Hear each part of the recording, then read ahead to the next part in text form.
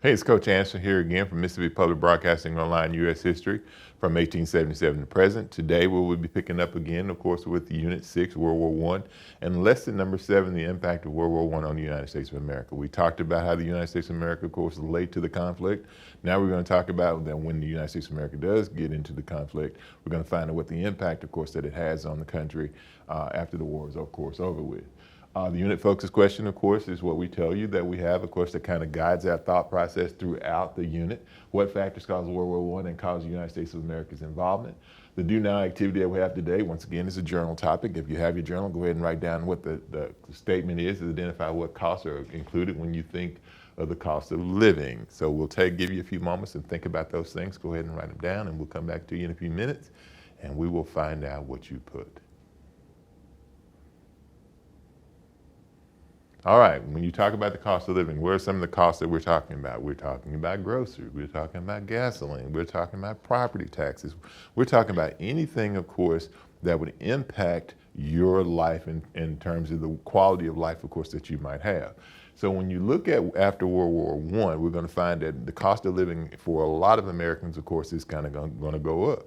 And the reason being is because during the war, of course, people made a lot of money, but when the war is over with, there's no need for all that production anymore, which means that they're making too many products. And because they're making too many products, remember, simple law of economics.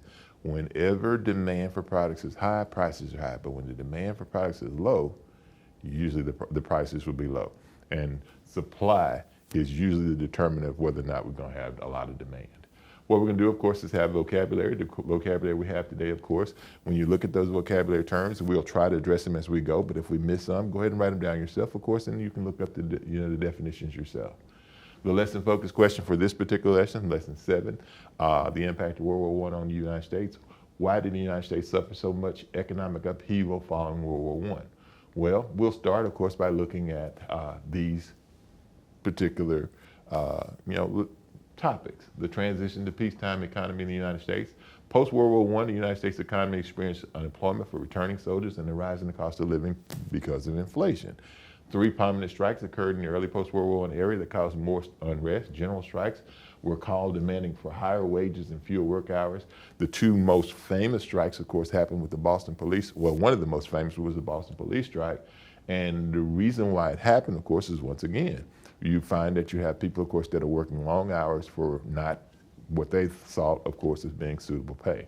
And in this particular case, Calvin Coolidge is going to be the governor of Massachusetts, I believe, at that time. And because of how he handles the Boston police strike, it's going to propel him to the national stage, and he'll eventually become vice president and then president of the United States of America.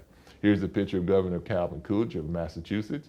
And once again, because of his popularity in terms of the way that he handles the strike, in 1920, he'll be put on the Republican ticket as the vice president to Warren G. Harding from Ohio.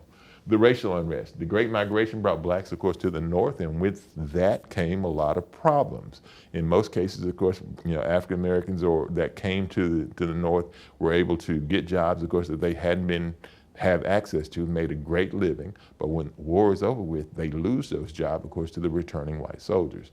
And those black workers are seen, of course, as being scabs. They were used as scabs in some cases during these strikes. So it causes a certain amount of friction between the returning soldiers and, of course, the blacks who had lost their jobs, of course, and who turned to being scabs to break up some of those strikes.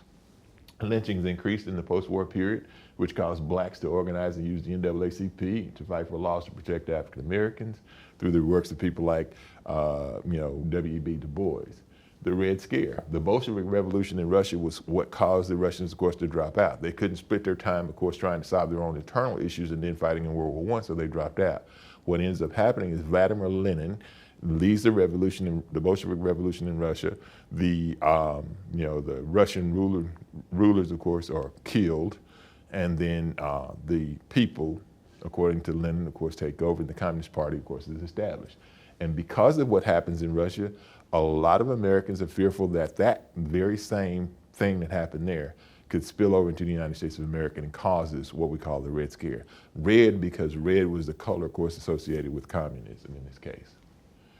Red Scare cartoons, the U.S. government reaction to the fear of the spread of communism in this country. Well, our response was to do what nativists wanted to do. And what nativists wanted to do, of course, is to return America to Americans and restrict the immigration of foreigners, of course, coming into the country who could bring in these ideas about strikes and communism and socialism.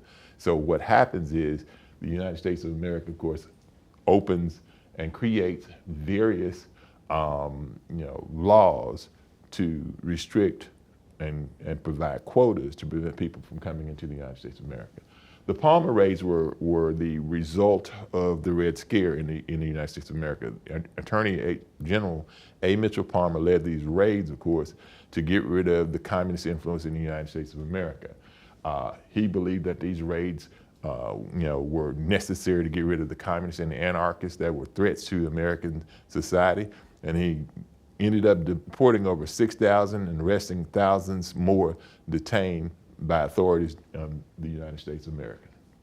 Here's a picture of A. Mitchell Palmer, the Attorney General of the United States of America, responsible for leading the Palmer raids to get rid of communists in the country.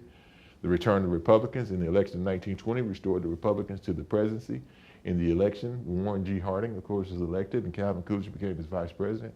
Harding promised Americans a return to normalcy and won in a landslide over James Cox and his running mate, Franklin Delano Roosevelt, who, of course, does become president a little bit later.